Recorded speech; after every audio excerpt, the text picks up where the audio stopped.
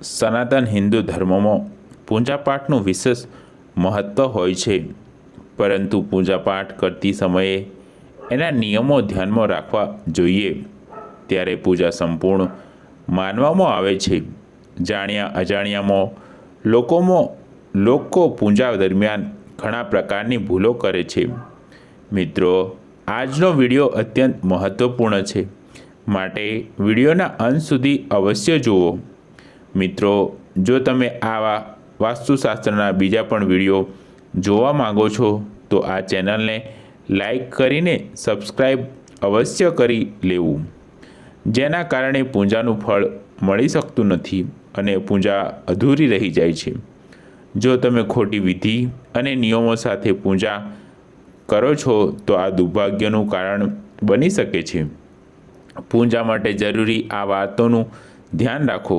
પૂજા કરતી વખતે આ વાતોનું ધ્યાન રાખો. પૌરાણિક શાસ્ત્રો અનુસાર ઊભા રહીને પૂજા કરવી યોગ્ય નથી માનવામાં આવતી. આ રીતે પૂજા કરવાથી કોઈ ફળ મળતું નથી. ઘરમાં પૂજા કરતી વખતે ઊભા રહીને પૂજા ન કરો અને ન તો સીધા જમીન પર બેસીને પૂજા કરો. પૂજા કરતાં પહેલાં હંમેશા આસન ફેલાવો અને આસન પર બેસીને જ પૂજા કરો. આ સાથે માથું ઢાંક્યા વગર પૂજા ન કરવી જોઈએ. સ્ત્રી હોય કે પુરુષ, પૂજા કરતી વખતે માથું હંમેશા દુપટ્ટા કે રૂમાલથી ઢાંકવું જોઈએ. એવું માનવામાં આવે છે કે માથું ઢાંક્યા વિના પૂજા કરવાથી તમામ લાભ અને પુણ્ય આકાશમાં જાય છે. આસનને જમીનથી ઊંચું રાખો. માન્યતા અનુસાર આપણે જ્યાં પૂજા કરી રહ્યા છીએ તે સ્થાનનો ફ્લોર મંદિરના ફ્લોરથી ઉપર ન હોવો જોઈએ. ભગવાનની પૂજા સાચી રીત કઈ? હવન કરીને ત્યારે ધેનુ મુદ્રાથી જવની આહુતિ આપવી. હવન પૂર્ણ થયા પછી એની ભસ્મનું તિલક કરવું. હવન કરીએ ત્યારે ધેનુ મુદ્રાથી જવની આહુતિ આપવી. હવન પૂર્ણ થયા પછી તેની ભસ્મનું તિલક કરવું. ધર્મદર્શન. ભગવાનની પૂજાની સાચી રીત કઈ? દીપદાન કરતાં પહેલાં આરતી અને પૂજા પણ કરવી જોઈએ. સૌથી પહેલાં ઈશાન દેવથી લઈને શત્રુજાત સુધી ભગવાન શિવના જાપ કરો.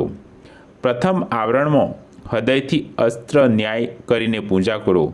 પૂર્વમાં ઇન્દ્ર, દક્ષિણમાં યમ, પશ્ચિમમાં વરુણ, ઉત્તરમાં કુબેર, અગ્નિકોણમાં અગ્નિ, નેતૃત્વમાં વાયુની પૂજા કરવી જોઈએ.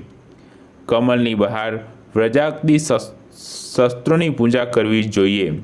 ત્યારબાદ તમામ સ્થાનોમાંથી 8 લોકપાતની પૂજા કરો. માં જગદંબાની પૂજા કરો. યોગ, ધ્યાન, જાપ અને હોમ પ્રવૃત્તિમાં જ પ્રકારનું નૈવેદ્ય હોવું જોઈએ. ત્યારબાદ કપૂર, કંકોલ, જાવંત્રી, કસ્તુરી, કેસર, મધ, સુગંધ, ફૂલ વગેરે અર્પણ કરો અને ઘીના દીવો કરો. ત્યારબાદ હાથીદાંતથી બનેલા આસન પર દિવ્ય છત્ર, ચવર, ભેરી અને મુદન ચડાવો. પોતાની ક્ષમતા અનુસાર શિવ પૂજા કરવાથી ઉત્તમ ફળ મળે છે. જે વ્યક્તિ ભગવાન શિવ પ્રત્યે અવિભાજ્ય ભક્તિ ધરાવે છે તે ચોક્કસપણે મોક્ષ પ્રાપ્ત કરે છે. શિવ ઉપાસનાના ખૂબ જ ફળદાયી છે. મોટા પાપી, ખૂની, ચોર, અભિચારીઓ જો શિવની પૂજા કરે તો તેમના તમામ પાપો નાશ પામે છે. શિવ પંચાક્ષરી મંત્રોનો જાપ કરવાથી બંધનમાંથી બંધાયેલા લોકો મુક્ત થાય છે. જીવન અનેક રૂપમાં જીવ્યા પછી આપણને મનુષ્ય સ્વરૂપ મળ્યું છે. જે વ્યક્તિ આ દુર્લભ માનવ દેહને પ્રાપ્ત કર્યા પછી પણ શિવની પૂજા નથી કરતો તેનો જન્મ સફળ થતો નથી. તેથી દરેક મનુષ્યે ત્રિલોકીનાથ ભગવાન શિવની ભક્તિપૂર્વક પૂજા કરવી જોઈએ. ભગવાન શિવની પૂજા જેવા બીજા કોઈ ધર્મ નથી. તે માણસને તમામ દુન્વવીય બંધનો અને ભ્રમમાંથી મુક્તિ કરે છે.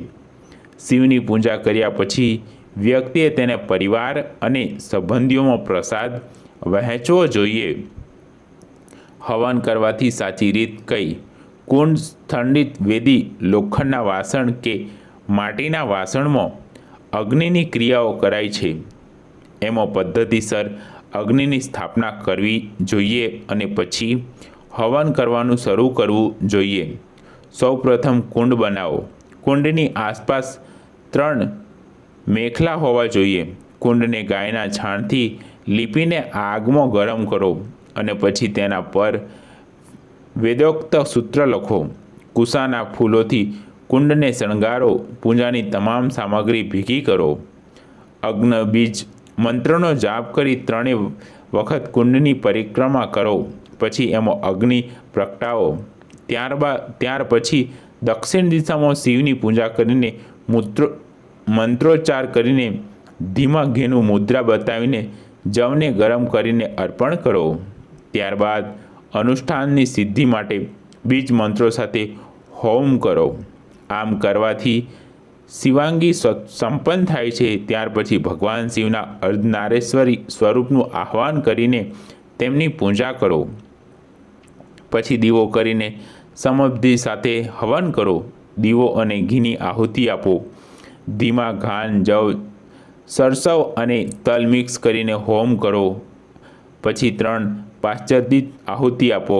બચેલા ઘીને ફૂલ પર રાખીને વોષષ્ઠ મંત્રોનો જાપ કરીને હવન કરો। દેવતાઓનું આહ્વાન કરો અને તેમની પૂજા કરો। મંત્ર સાથે હવન ભસ્મનું તિલક કરો। અગ્નિવિધિ પૂર્ણ થયા પછી શિવશાસ્ત્રો અનુસાર યજ્ઞ કરો। વિદ્યાની સામે ગુરુ મંડળ બનાવો અને તેના પર આછન બિછાવીને ફૂલોથી ગુરુની પૂજા કરો। પછી ગરીબોને ભોજન કરાવ્યા પછી જ જમો। ઘણા લોકો દરરોજ સવારે પૂજા કરે છે। એટલું જ નહીં, લોકો સાંજે પણ પૂજા કરે છે, પરંતુ ખોટા સમયે કરવામાં આવેલી પૂજાનું ફળ મળતું નથી। બપોરનો સમય પૂજા માટે વર્જિત માનવામાં આવે છે। સ્ત્રીઓને માસિક ધર્મ દરમિયાન પૂજા કરવાની મનાઈ છે। જાણો ધાર્મિક ગ્રંથો અનુસાર પૂજા માટેના શુભ સમય યોગ્ય સમય પર કરવી જોઈએ। પૂજા ધાર્મિક ગ્રંથોમાં ભગવાનની ઉપાસના ઘણા નિયમો અને સાચી રીતોનો ઉલ્લેખ કરવામાં આવ્યો છે। આમાં પૂજા કરવાનો યોગ્ય સમય પણ આપેલ છે। પૂજાનું સંપૂર્ણ ફળ અથવા પુણ્ય ત્યારે જ પ્રાપ્ત થાય છે જ્યારે પૂજાની પદ્ધતિ યોગ્ય હોય અને તે યોગ્ય સમયે કરવામાં આવે। નહીં તો ખોટા સમયે કરવામાં આવેલી પૂજાના કારણે દેવી દેવતાઓ નારાજ થઈ જાય છે અને આવી સ્થિતિમાં પૂજા અધૂરી માનવામાં આવે છે। આવી સ્થિતિમાં જાણો પૂજા કરવાનો યોગ્ય સમય કયો અને કયા સમયે ન પૂજા કરવી જોઈએ। આ સમયે ના કરો પૂજા। 1. ધાર્મિક શાસ્ત્રો અનુસાર બપોરના સમયે પૂજા ન કરવી જોઈએ। આ સમય પૂજા માટે વર્જિત માનવામાં આવે છે। આથી મંદિરોના દરવાજા પર બપોરના થોડા સમય માટે બંધ કરી દેવામાં આવે છે। માનવામાં આવે છે કે બપોરે 12 થી 3 વાગ્યાની વચ્ચે કરવામાં આવેલી પૂજા ભગવાન સ્વીકારતા નથી। તેથી આ સમયે કરવામાં આવતી પૂજાનું ફળ મળતું નથી। 2. આરતી કર્યા પછી ક્યારે પૂજા ન કરવી। આરતી હંમેશા પૂજાના અંતે જ કરવામાં આવે છે। 3. પૂજા હંમેશા શુદ્ધ અને પવિત્ર અવસ્થામાં કરવી જોઈએ। સ્ત્રીઓએ માસિક ધર્મ દરમિયાન પૂજા કરવાની મનાઈ છે। 4. જ્યારે ઘરમાં સૂતક અને પાતકની સ્થાપના કરવામાં આવી છે, એટલે કે જ્યારે ઘરમાં બાળકનો જન્મ થાય કે કોઈનું મૃત્યુ થાય તે સમયે પૂજા ન કરવી જોઈએ। આમ કરવું અશુભ છે। 5. હિન્દુ ધર્મમાં સૂર્યગ્રહણ અને ચંદ્રગ્રહણ દરમિયાન પૂજા કરવાની મનાઈ છે। તેથી ગ્રહણ દરમિયાન પૂજા ન કરવી। જો કે આ સમયે આપણે ભગવાનને પ્રાર્થના કરીએ છીએ અને મંત્રો જાપ કરીએ છીએ। પૂજા કરવાનો યોગ્ય સમય। ધાર્મિક ગ્રંથોમાં પૂજા માટેનો શુભ સમયનો ઉલ્લેખ કરવામાં આવ્યો છે। આ સમયે પૂજા કરવી ખૂબ જ શુભ છે। પ્રથમ પૂજાનો સમય બ્રહ્મ મુહૂર્ત સવારે 4:30 થી 5 સુધી। બીજી પૂજા સવારે 9 વાગ્યા સુધી। મધ્યાહન પૂજા બપોરે 12 વાગ્યા સુધી।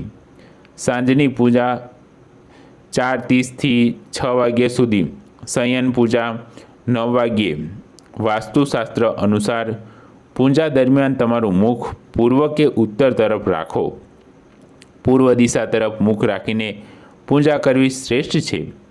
પૂર્વ દિશા શક્તિ અને બહાદુરીનું પ્રતીક છે, તેમજ આ દિશામાં દેવી દેવતાઓનો વાસ છે. પૂર્વ તરફ મુખ રાખીને પૂજા કરવાથી દેવી દેવતાઓના આશીર્વાદ, જ્ઞાન અને સકારાત્મકતા પ્રાપ્ત થાય છે. પૂર્વ તરફ મુખ કરીને પૂજા કરવાથી આપણી અંદર શક્તિ આવે છે. આ સિવાય પૂજા કરતી વખતે હંમેશા આસન પર બેસો. જમીન પર બેસીને પૂજા કરવાથી પૂર્ણ ફળ મળતું નથી. એ રીતે પૂજા સામગ્રીને ક્યારેય જમીન પર ન રાખો. પૂજા સામગ્રી હંમેશા લાકડાના પાટલા ઉપર રાખો. ઘરની અંદર મંદિર બનાવતી વખતે ધ્યાન રાખો કે મંદિરની ઊંચાઈ તેની પહોળાઈથી બમણી હોવી જોઈએ.